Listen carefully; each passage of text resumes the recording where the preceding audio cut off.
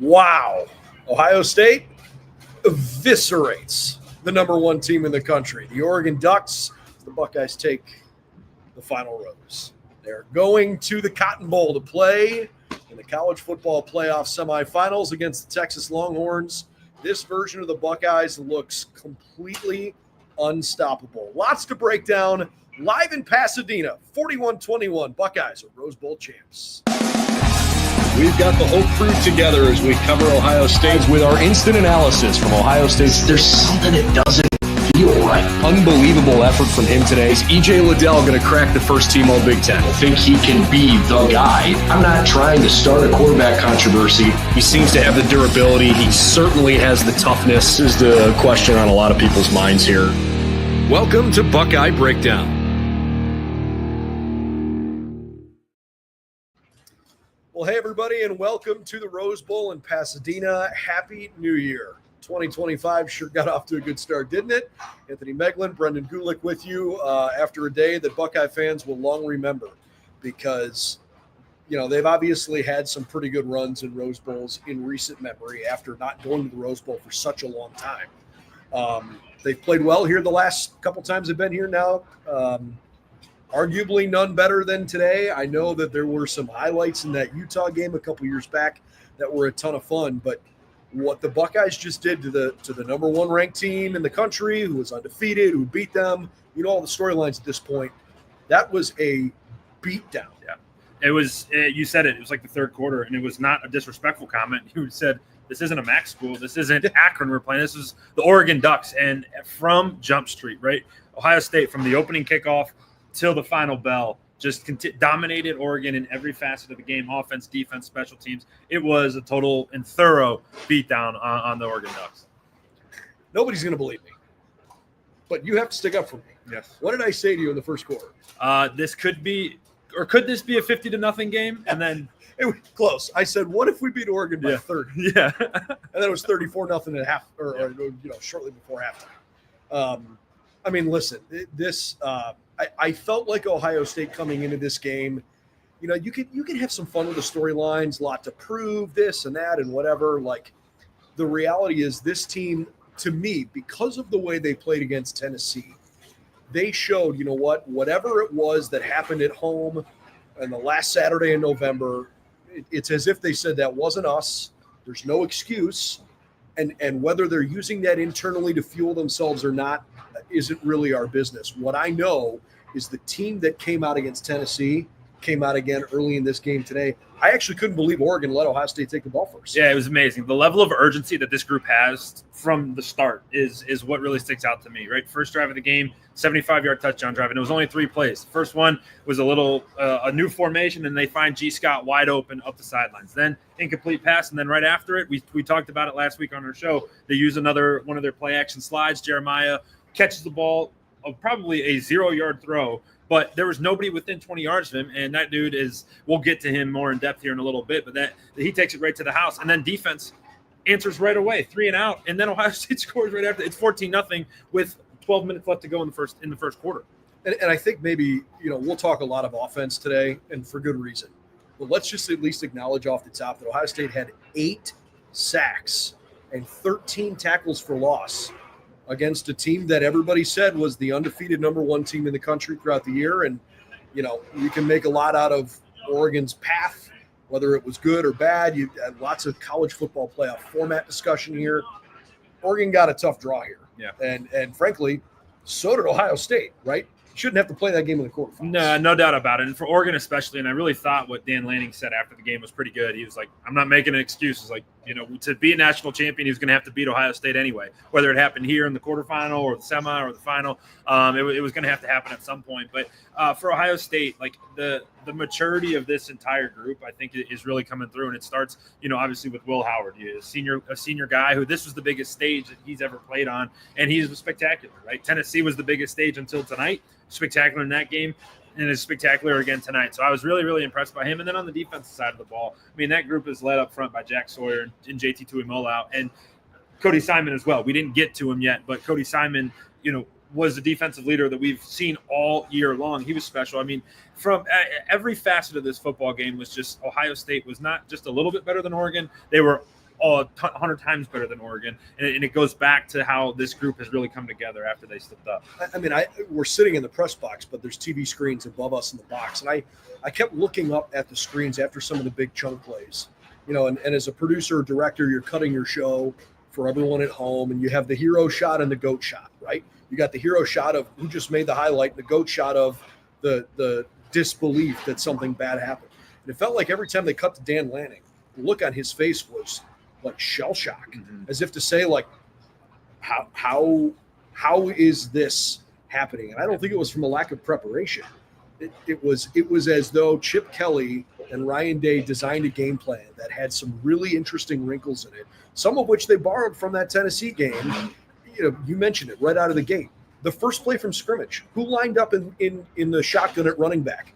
G. Scott, right? Like some different kinds of looks, getting everybody moving one way, throwing back the other way. Like there were some really interesting play designs today that, when combined with Ohio State's explosiveness, it's hard to stop that. You think back the last 6 weeks, right? 6 weeks ago was when Ohio State, or 5 weeks, I guess, is when Ohio State lost to Michigan. And in the postgame press conference tonight, Coach Day talked about their commitment to execution, because the question was something along the lines of what's been different. He goes, no, we're just committed to executing, whether it is changing something large for a player or one small thing that you find in a walkthrough or finding something. And he referenced Jeremiah's big touchdown right over my left shoulder here on that big go ball, where he kind of looked like he was coming across the field, put his foot in the ground, came all the way back. And he goes, hey, it was a perfect route. It was perfect protection. It was perfect by Will to sell what he was supposed to sell. It was perfect by the running backs to sell what they were supposed to sell. And yeah, everyone at home sees the home run, but everything else in between was executed to perfection. And you can see those clues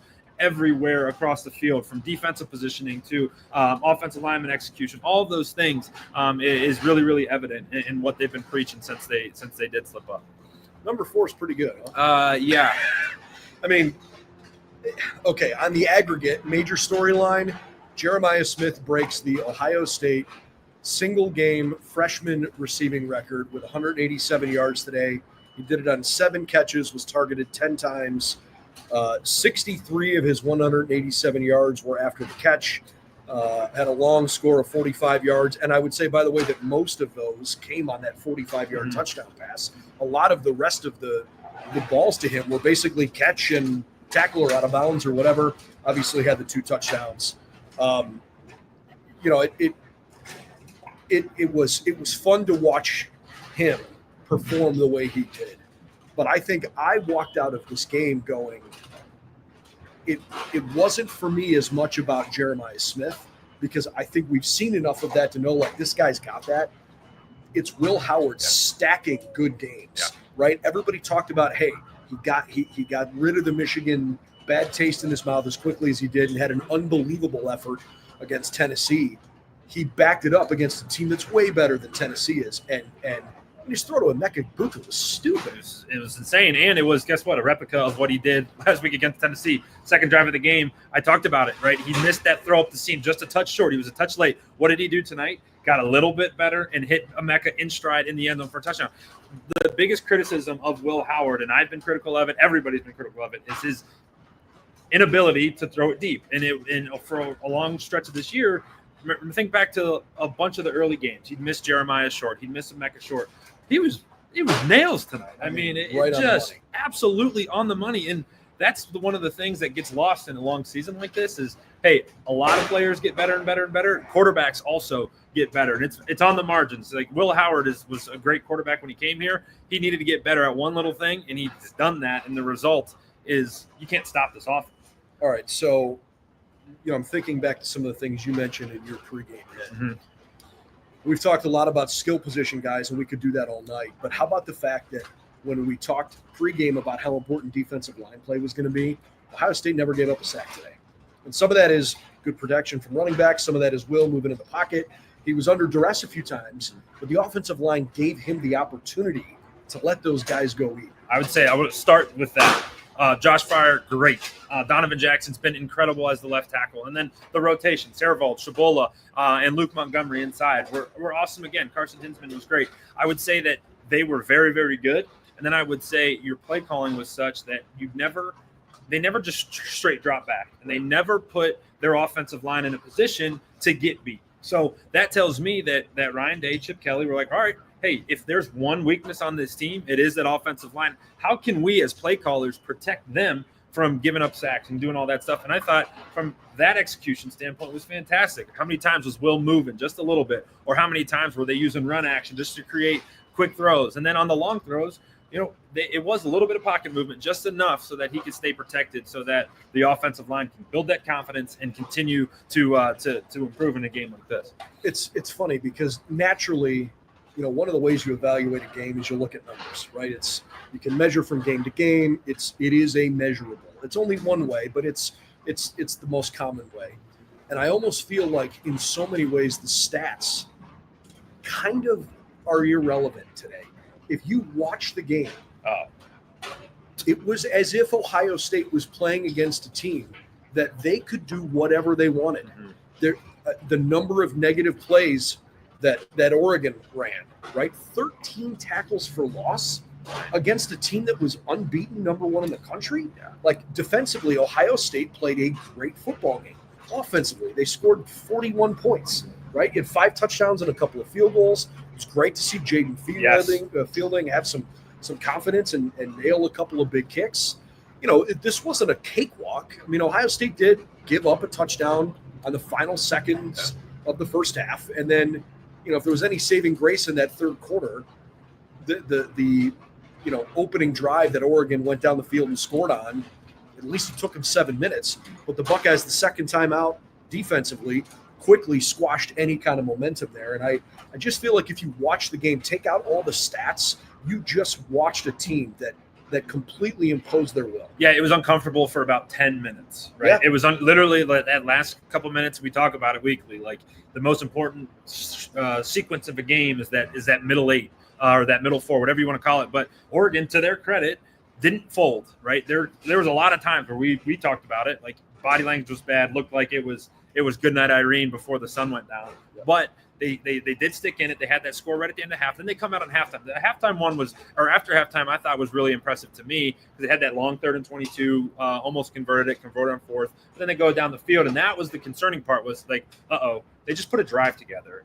However, they were going to need to do it 4 more times, and that was a really tall task tonight because the Ohio State defense is out of control. It is absolutely out of control. Before that final drive of the half, I think the number was 30 plays and 65 yards, something along those, not directly, but something along those lines where it's like 2 yards of play, which is disgusting. It's unheard of. It's the number one team in the country. This team looked and felt like Penn State versus SMU. Yeah, well, it felt like an early September game in some regard.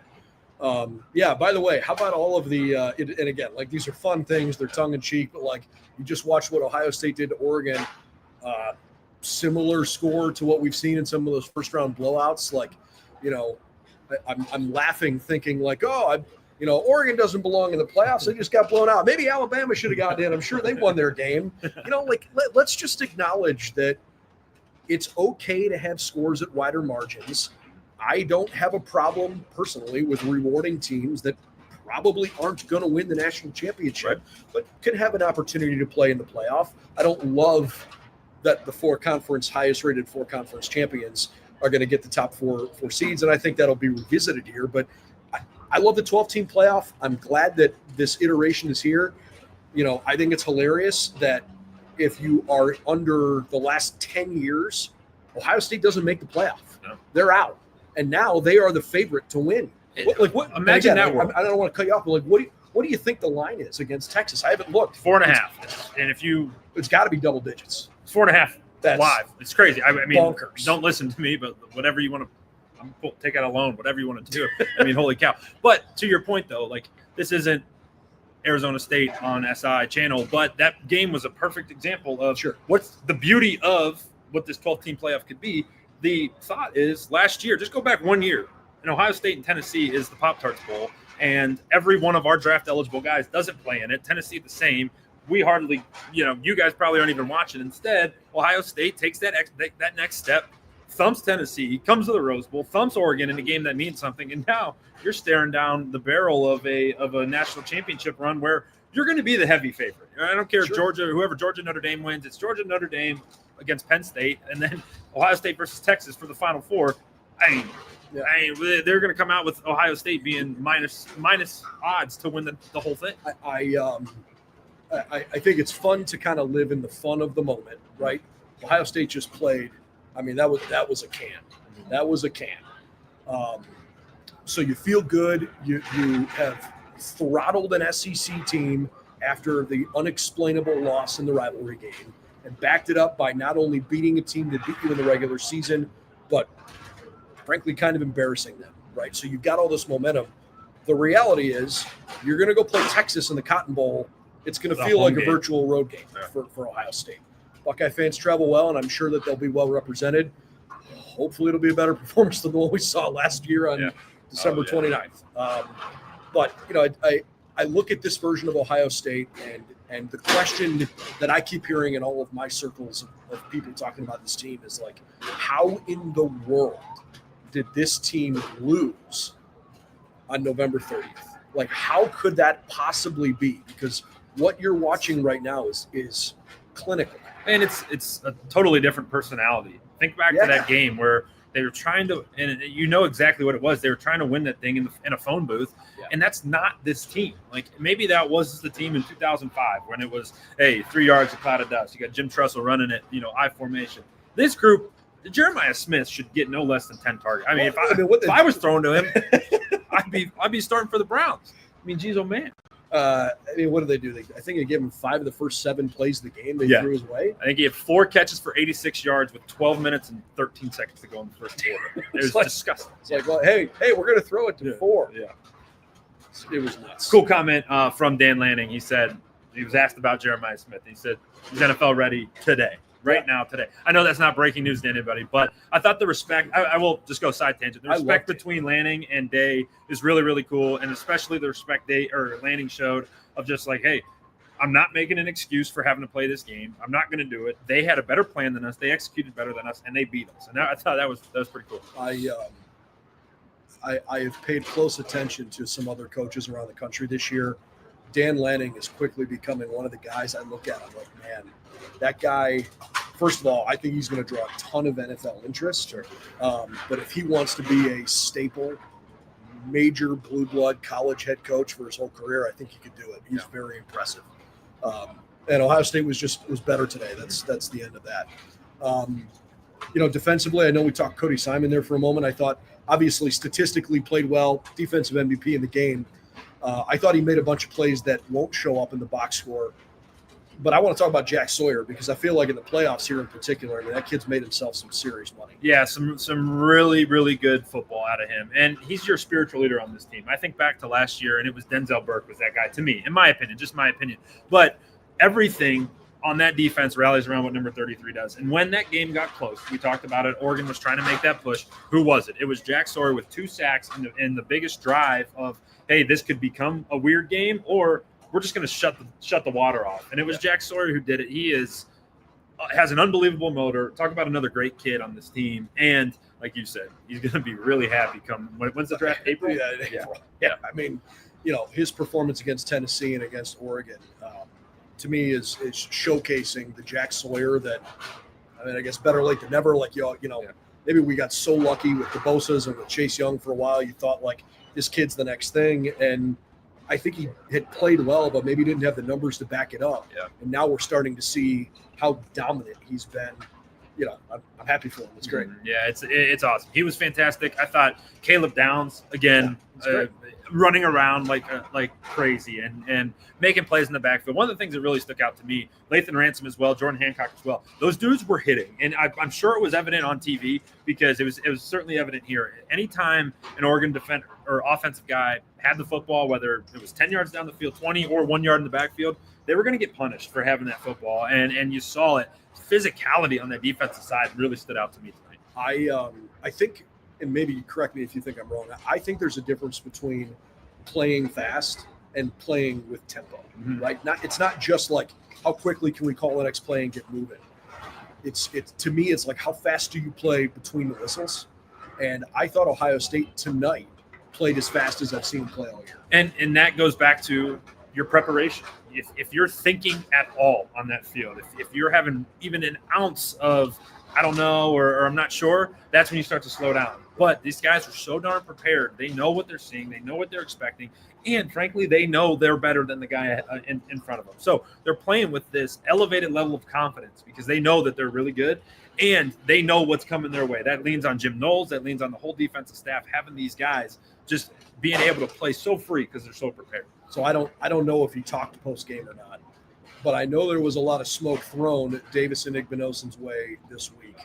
And I watched him on what was ultimately the final play of the game when Oregon ran the ball up the middle to, essentially say, okay, enough's enough.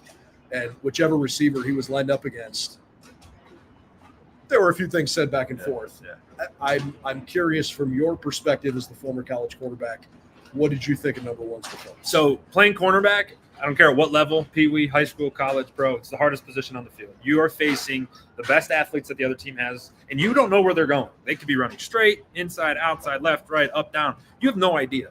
And it's so hard. And the other thing is, once you touch a guy, if you're past 5 yards, penalty. So they have the hardest job on the field, and they get criticized for it too because you give up big touchdowns. To his credit, he gave up one tonight. Fine. Guess what? You have to have the shortest memory. And I certainly have been critical of the play of both he and Denzel Burke, but they showed up. Yeah. That's the consistent theme with this team is, hey, the past has been the past. And tonight, yes, I'm sure Igbinosun heard everything. It was on every show. It's like, hey, if you're going to attack this team, you're going to attack number one.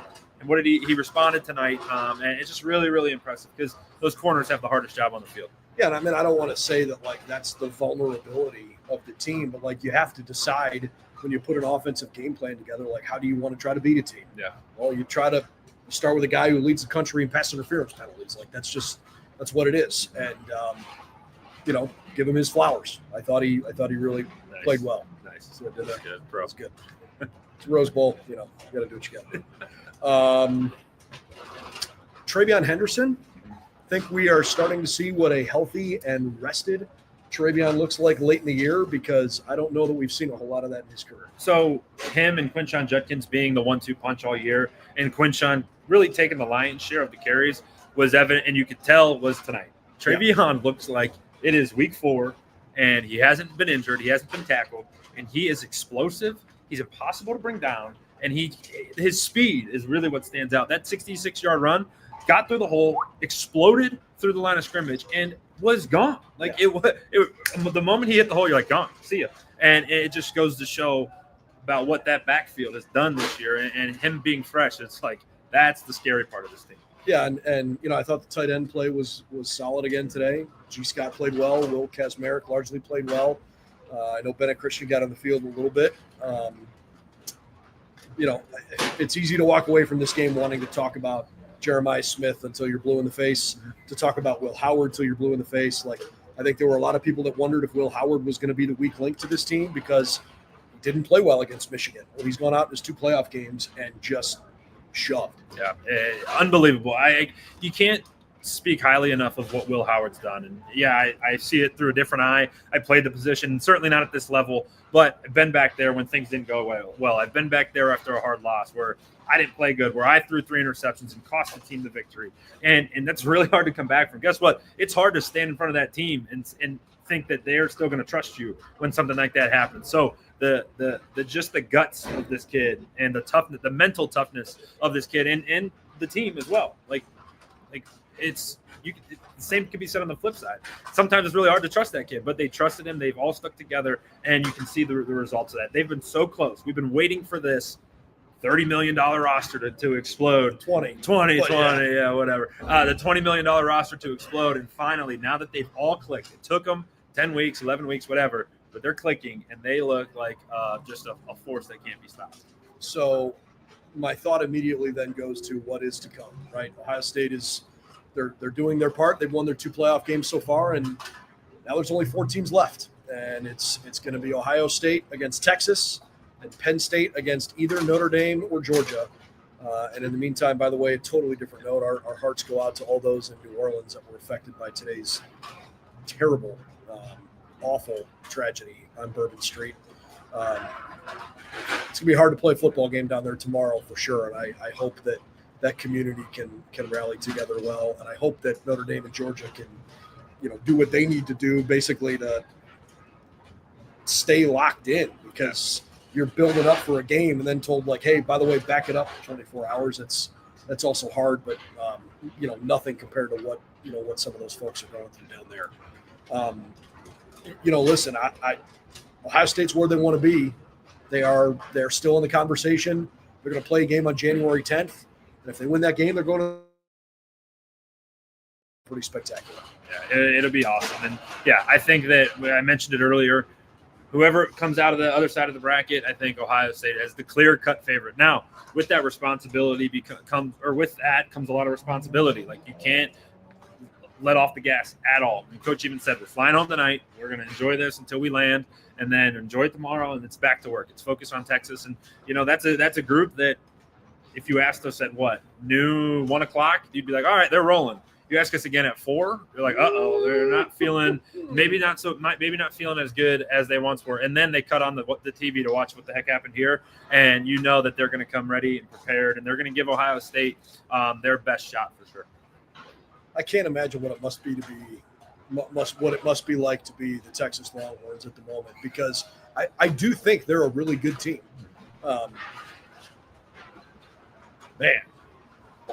Celebrating beating Arizona State in overtime after almost choking away the fourth quarter of that game. And then watching Ohio State go up 34 rock on Oregon.